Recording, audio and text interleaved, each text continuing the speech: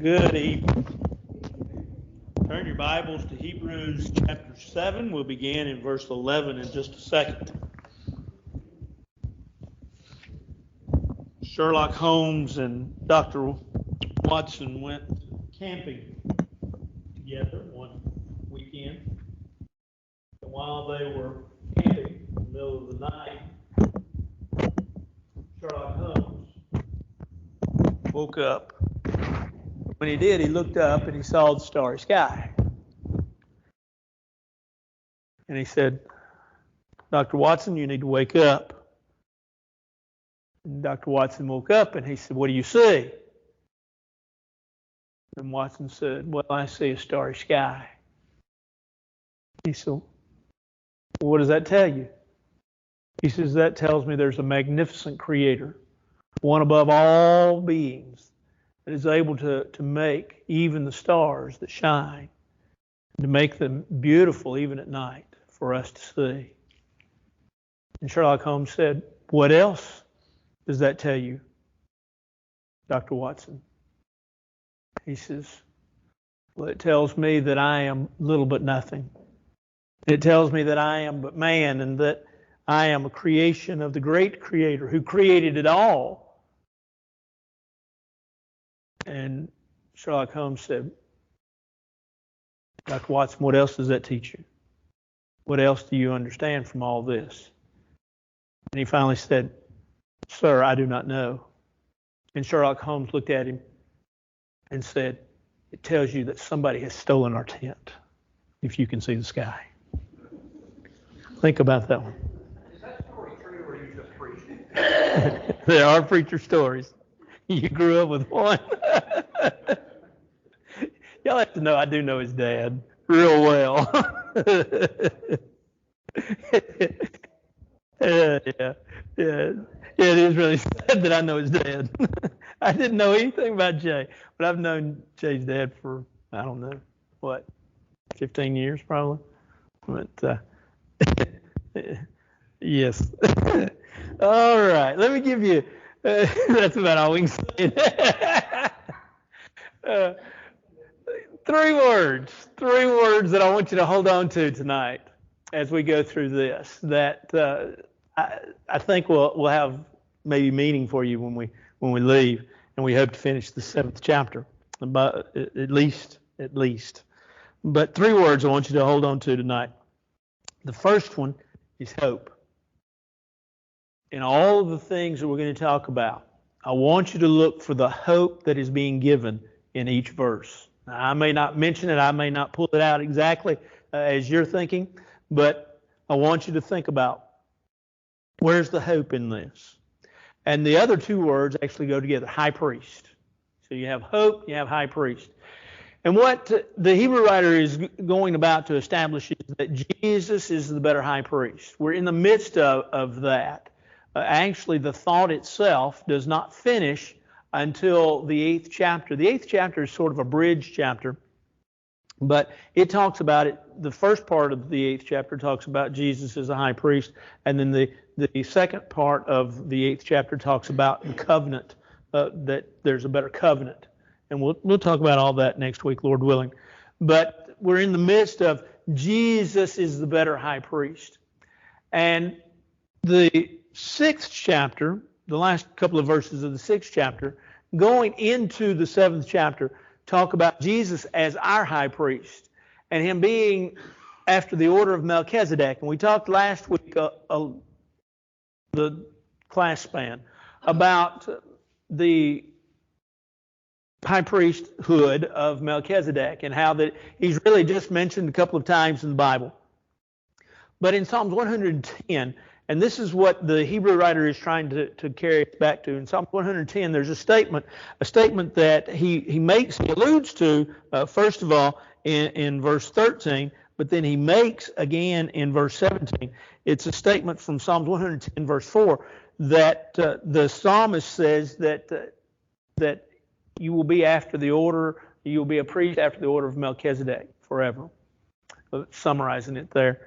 And some have said, well, what was David referencing?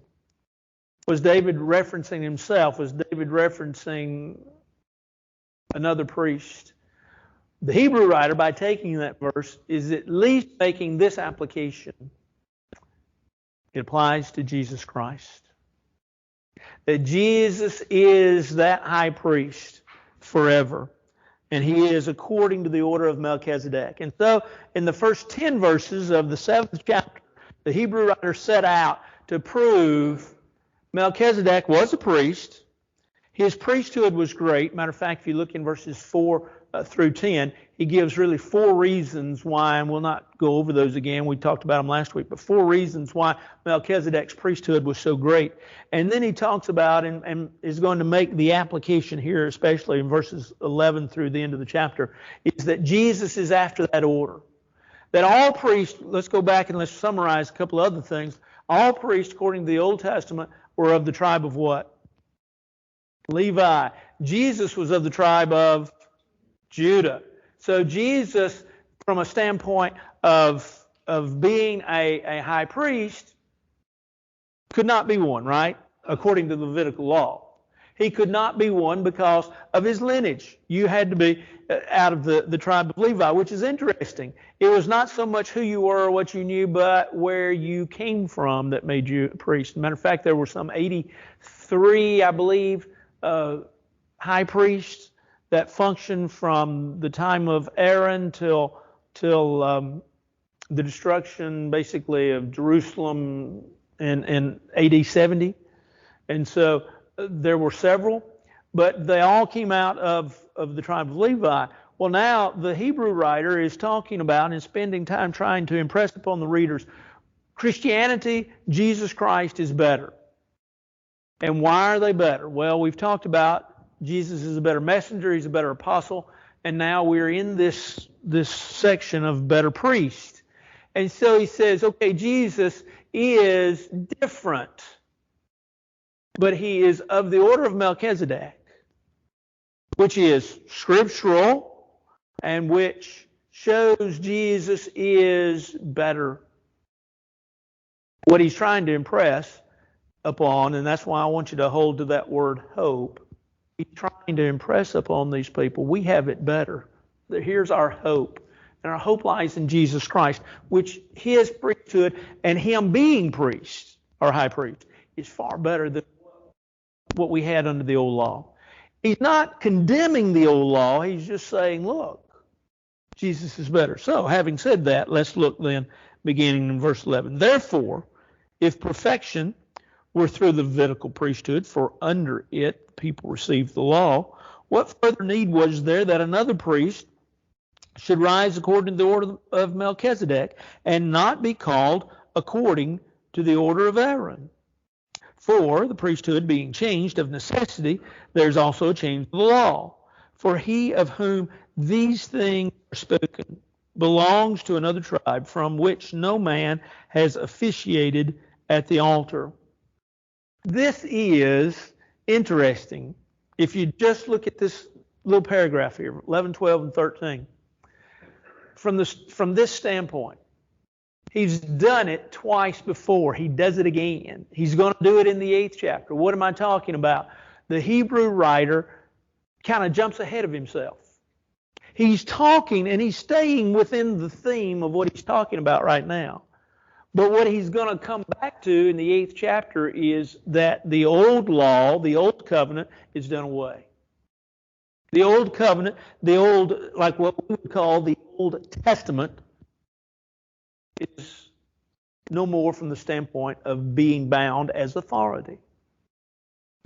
He will cover that in the 8th chapter. So I'm not going to say a whole lot about it, other than to say that according to Galatians chapter 3, Paul said there to the churches of Galatia that the law was our what? Do you remember what he says there?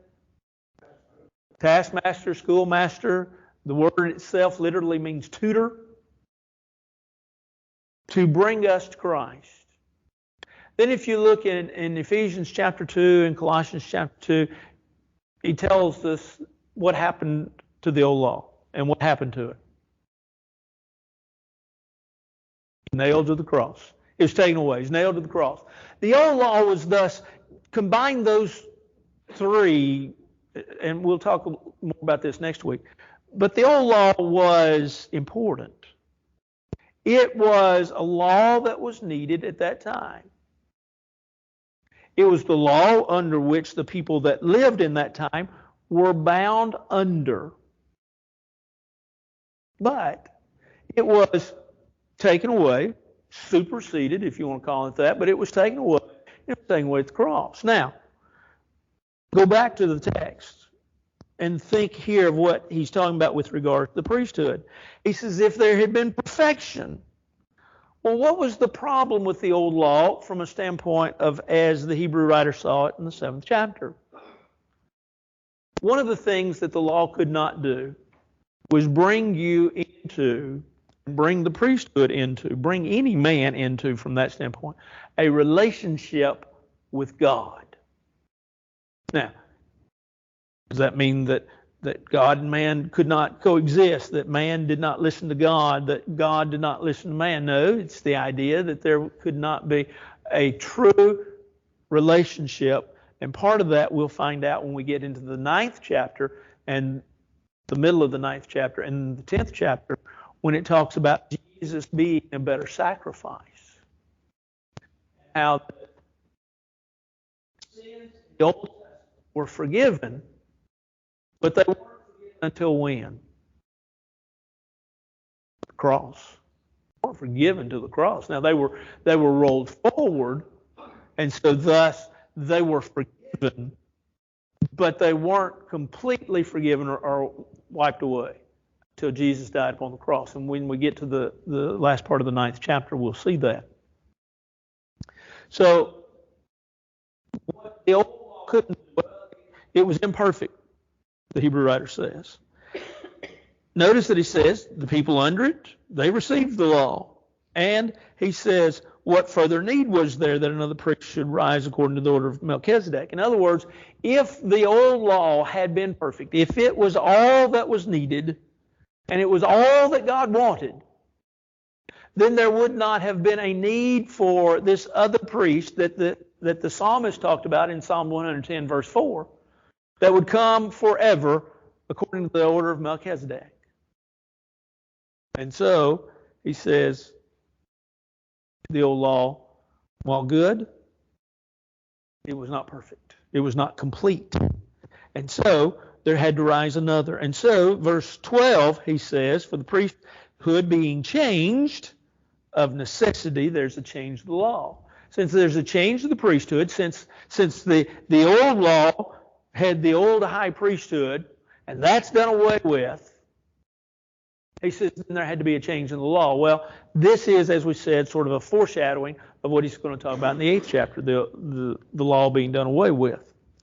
And then he says, for he of whom these things are spoken belongs to another tribe. Well, that's right. These of whom those things are, of course, Jesus, and we've already said, of the tribe of Judah, for which no man has officiated at the altar. So the priesthood that's coming, the priesthood that is what we are up under today. And remember, Jesus as our high priest, who are the priests? Point your finger at yourself. We are. We're the priests. Remember 1 Peter chapter 2, verse 5? Studied that on Sunday night here a few weeks ago. That we are priests. And so he says, no man from the tribe of Judah has officiated, except now, of course, for Christ. And so then he continues on. For it's evident, verse 14, that our Lord arose from Judah, we've already said that, of which tribe Moses spoke nothing concerning the priesthood. That's right. Priesthood, according to the law that was given in the book of Leviticus, priesthood was of the tribe of Aaron. And it is yet far more evident if, in the likeness of Melchizedek, there arises another priest who has come not according to the law of a fleshly commandment, but according to the power of the endless life. He says, look how he came. He says, this didn't just come out of a command of man. This wasn't something that we just thought of. This wasn't just something that one of the high priests thought of, said, hey, we need to change this. This has been going on this way for for way too long, and it's time to change. We need a change because man is prone to change, right? Man likes change, but he doesn't like change. We fight against change, but at the same time, we always want change. Have you ever thought about that? Let's think about that for just a second before we move on.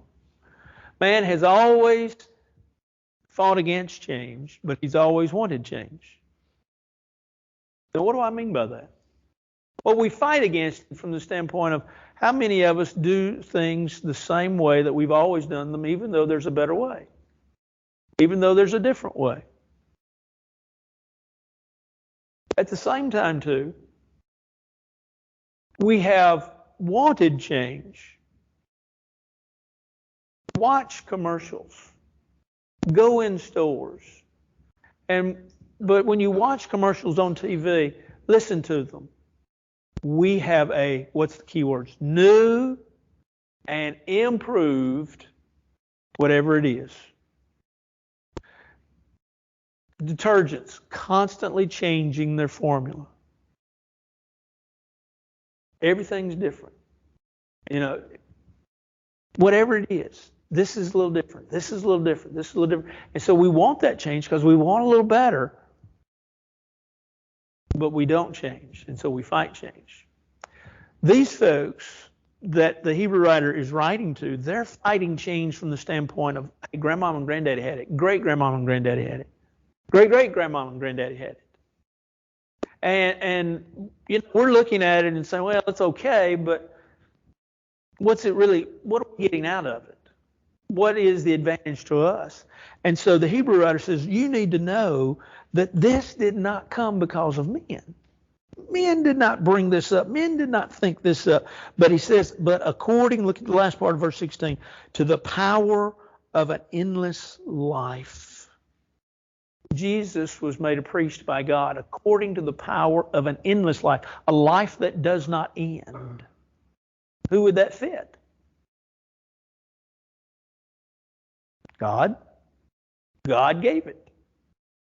And then he goes on to say, for he, Christ, you are according to the Melchizedek. This is, as we said, a quote from Psalm 110 in verse 4, in which the Hebrew writer is helping us to understand. He is giving us an interpretation which from Psalm 110 verse 4 may have been in limbo up until the Hebrew writer basically says, this is what it meant. Now we can look back at Psalm 110 verse 4 and we read it and we say, he's talking about Jesus. Well, how can we say that for a certainty? Because we have Hebrews chapter 7. And so, Jesus is a priest forever. Well, how do I know that that's Jesus?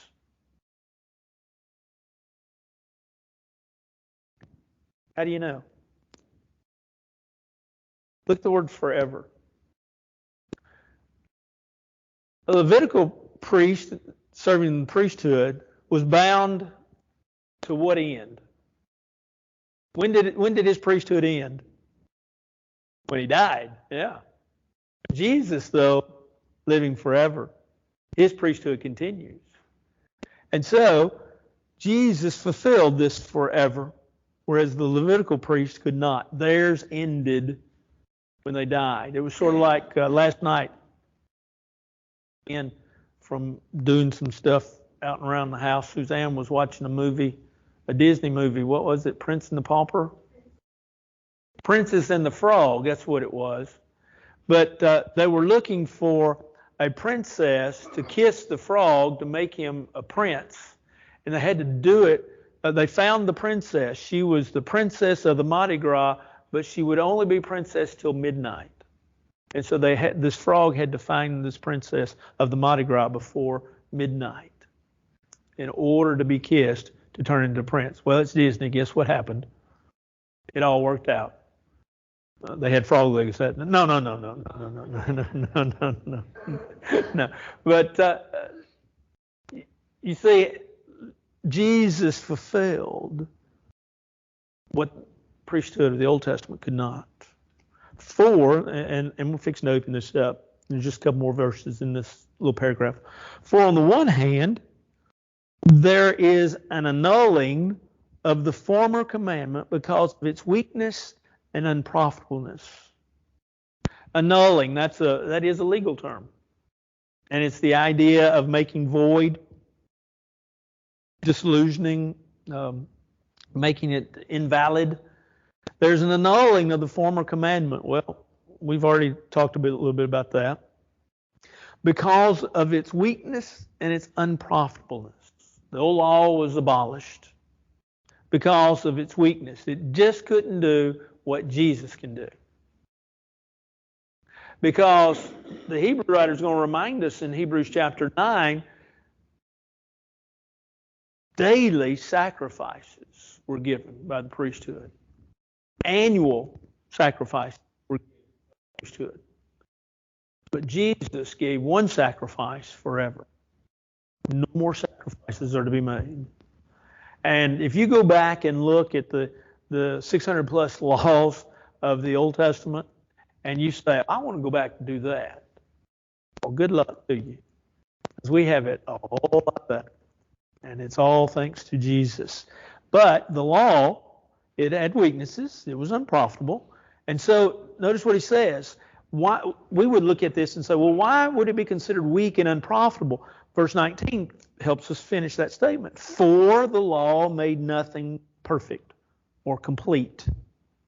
On the other hand, there is the bringing in of a better hope. There's our word for the night. Through which we draw near to God. For we have a better hope. Which we draw near to God. How do we draw near to God? You better be thinking about this. It's part of your lesson. Suzanne's speaking at a ladies' day in a couple of weeks. And I looked at her lesson a while ago. Yeah, I don't have to go listen to it. It's a ladies' day. But through prayer, right? Through prayer. And so here he says, the law brings in a better hope through which we draw near to God. We now, through the priesthood of Jesus, can draw near to God because we can come boldly before the throne of grace that we may obtain mercy and find grace to what? Help in time of need. Verse where Jesus said, I didn't come to abolish the law. Uh-huh. Is that because he said that before he crucified on the cross? Yeah, right. He came not to abolish but to fulfill, which is what he did. And after the crucifixion, all was It was the law was written for a purpose, and it fulfilled its purpose. And when Christ died on the cross, the law is still valuable for us today. Romans 15:4, the things that were written for our learning. Paul wrote in 1 Corinthians chapter 10, these things, talking the context there is talking about the Old Testament, these things happen to them for examples, written for our learning. And so the Old Testament is still valuable for us today. If nothing else, the Old Testament helps us to validate and understand the New Testament to the point that we can say, wow, what we have is something else. And so while abolished at the cross, still valuable for us today, but not binding upon us today. I think the best way that I ever heard it explained was in a writing of a will. Suzanne and I have a will, which we desperately need to get it rewritten. Matter of fact, our lawyer, who was a deacon, then Tim became a lawyer. I mean, an elder, but then I think he went back to being a deacon because he said he ended up being a judge. So you know he's crooked as all get it. No, he's a great guy. Tim's a great guy. And but he wrote our will. We have a will. Now, if we go to a lawyer tomorrow and we get another will written, the first thing it will say is what? All previous wills are null and void. And so now the new will is what comes into effect. The old will's fine, but it's not binding. And that's what happened with regards to the old law. And that means all of it, not just part of it. You know, there are some religious groups that want to take part of it, but not all of it. There are some within our own, what we would consider within our own fellowship, that interestingly enough want to go back to part of the old law and practice it, but not all of it. We're not getting it. Huh? Yeah, some of the ceremonial part, the keeping of feasts and certain feast days and how they kept them. They want to keep the Lord's Supper, honor it like the Passover.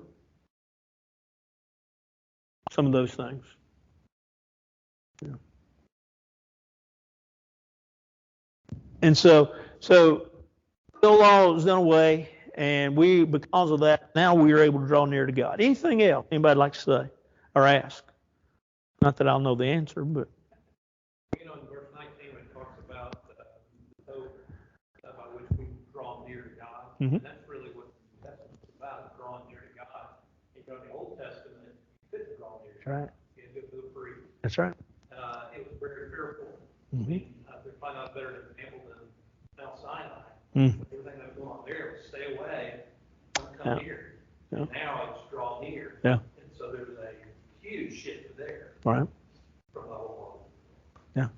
Very much so. Very true. Anything else? Yes. Yes. Very much so. Yeah. Yeah. Very quickly.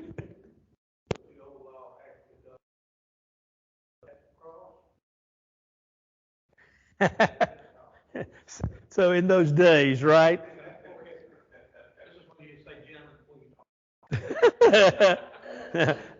Well, it's a. That's right. Oh, let the elders answer that.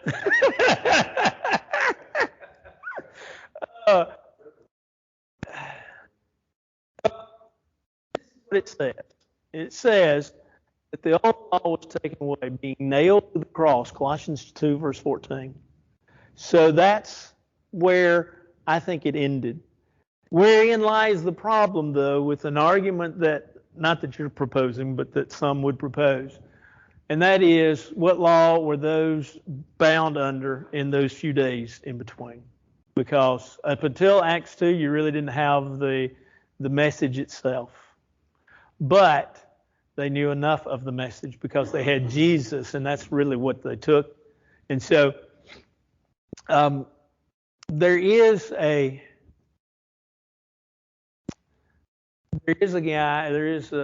man that writes, or used to write a lot, because I used to receive some of it, that says, you know, that little page in between Malachi and Matthew that says, you know, he says that page is in the wrong place. And he said that page should go at the beginning of Acts chapter 2. And thus, if you stop and think about it, there's a problem with that. What do you do with the teachings of Jesus? Of course, he would say they were under the old law. They were given, actually, if you stop and think about it, under the old law. But we are bound by them today. That's what I believe. I'm not saying I'm right. I think it is. I think the question is a sticky issue. Of course, here's something to think about. How many covenants did God give to man?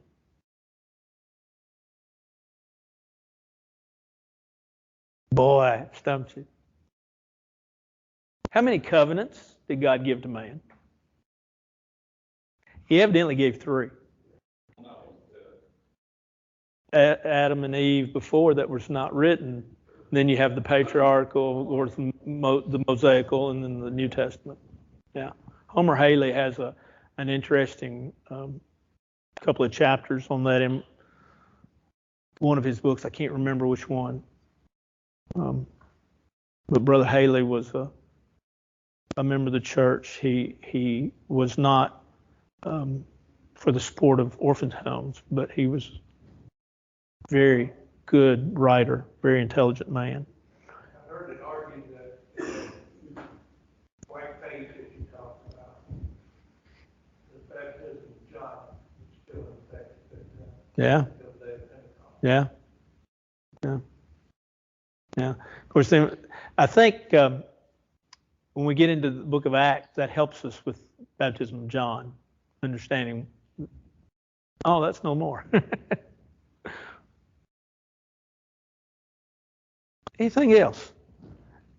If I've made the water muddy, that's good. No. No, in some ways, when I teach, if I make the water muddy, I do want to clarify it, to make it clear. But if it will make you go home and dig a little bit, I feel like that's a good thing. I feel like you spending time in your Bible at home is a good thing. Now, I may be wrong, but I think that. I feel that. I've always felt that. But I try to be very clear in what I'm saying and believe. Anything else? We'll look at beginning in verse 20. And inasmuch as he was not made priest without an oath. Now if you looking at the New King James Version, the translators believe that he is reference to Jesus because they capitalize it. I think they're right. Don't get me wrong, but that helps you understand who we're talking about. Inasmuch as he was not made priest without an oath, for they have become priests without an oath, but he with an oath by him who said to him, the Lord has sworn and will not relent. You are a priest forever according to the order of Melchizedek. Now, this is interesting because now he goes again. He made an allusion to Psalms 110 earlier on in verse 13. He quotes it then in verse 17, and now he even quotes it further in verse 21.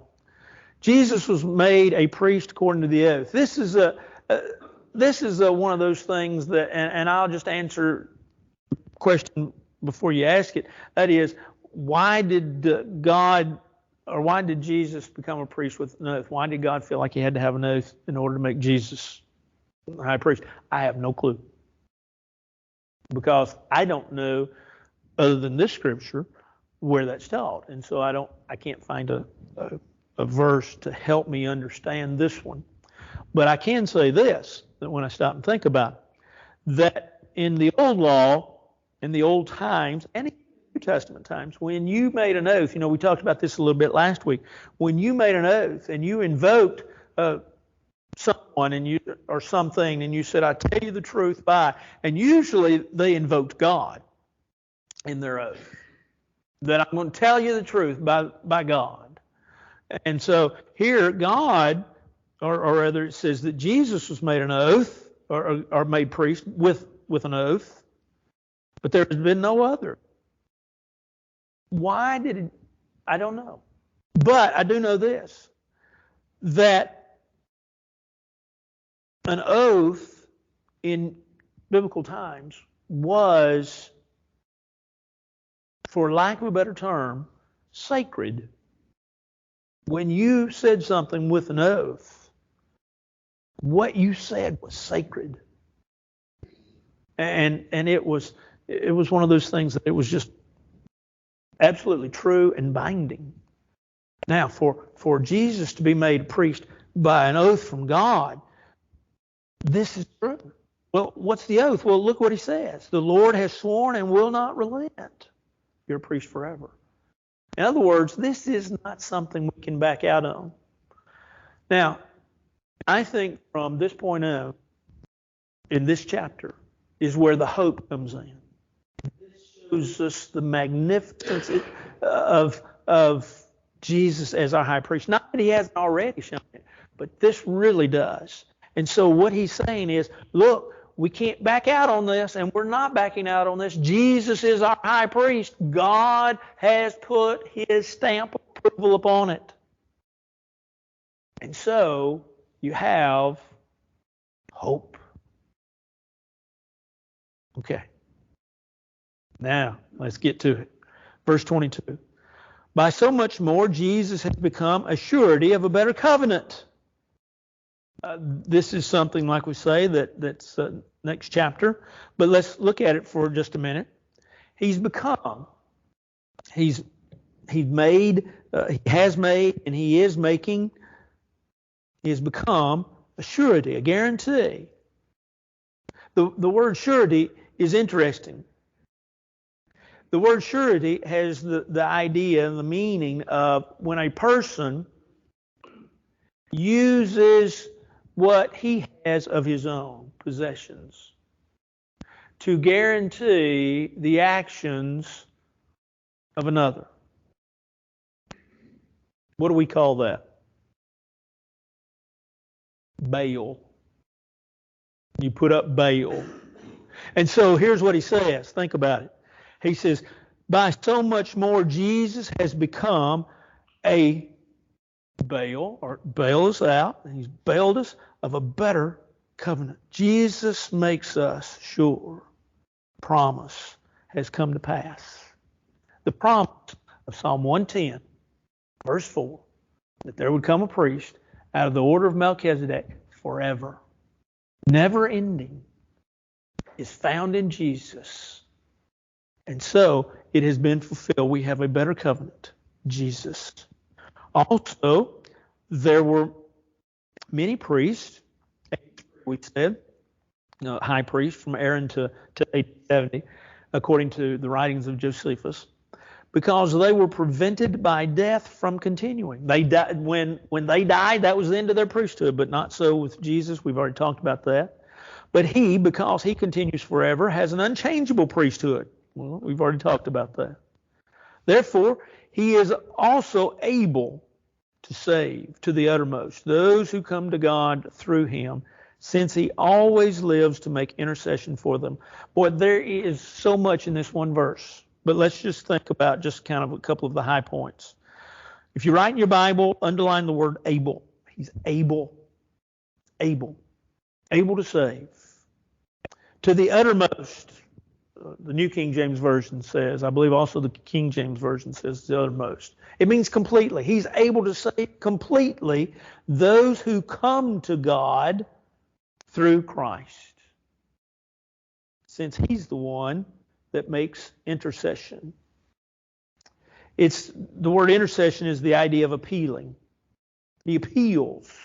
He talks to in order to petition. So he talks to God. He petitions God for mankind. So Jesus, as our high priest, just like the high priest of the Old Testament, were those that went between man and God.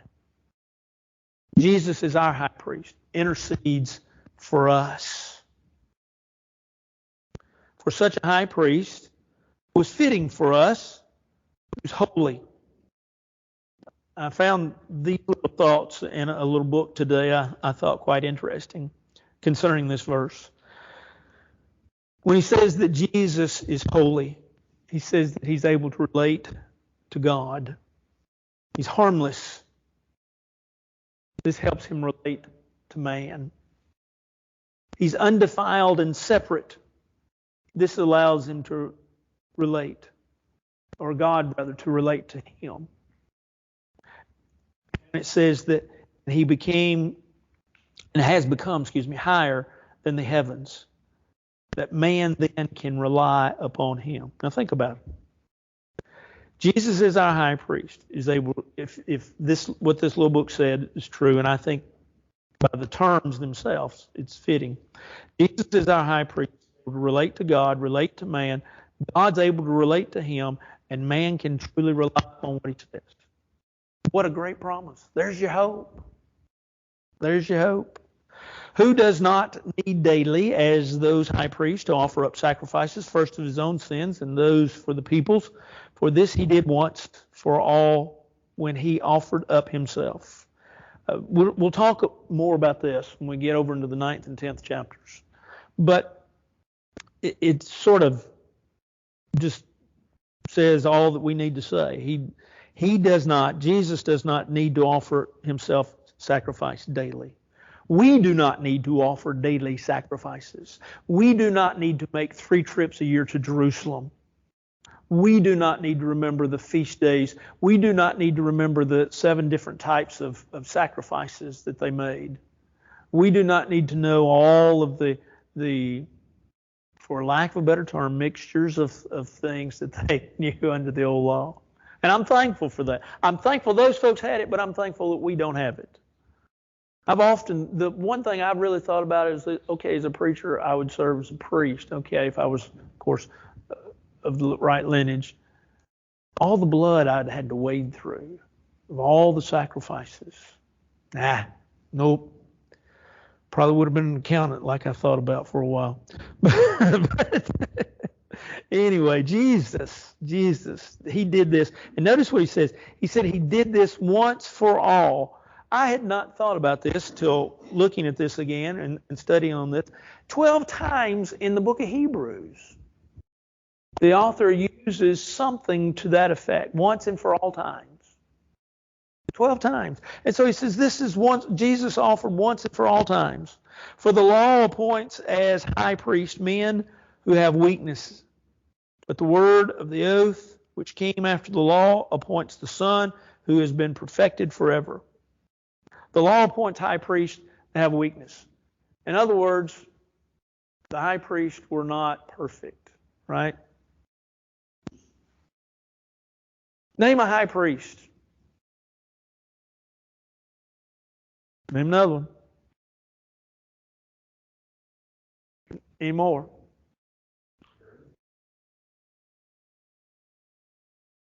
They weren't perfect. Who is the first one? Aaron. Where's his imperfection?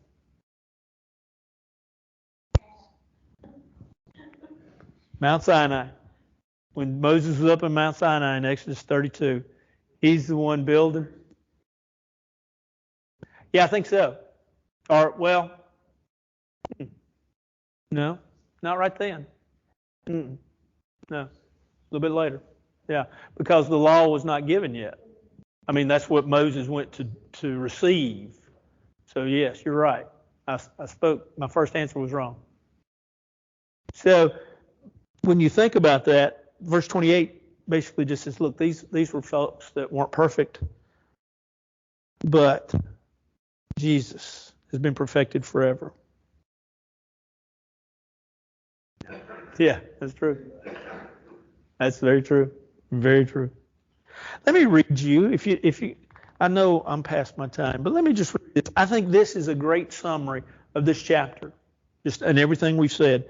It says, Jesus is a priest.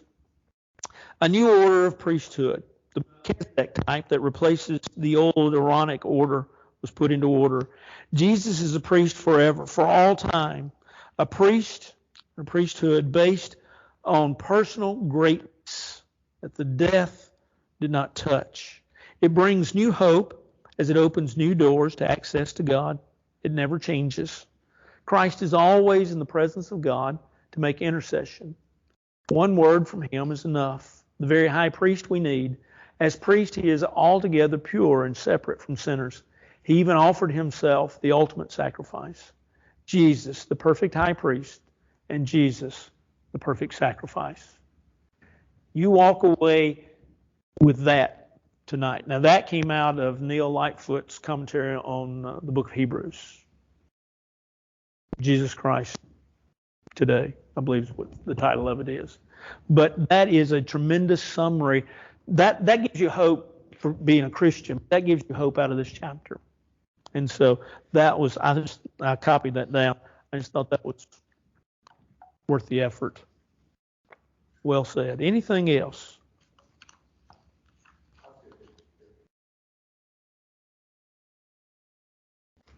Yeah. Very true. Very true. Anything else? Okay, went over a couple of minutes. I apologize. All right. Well, we'll have Billy lead some work for. Thank you. Have a great week.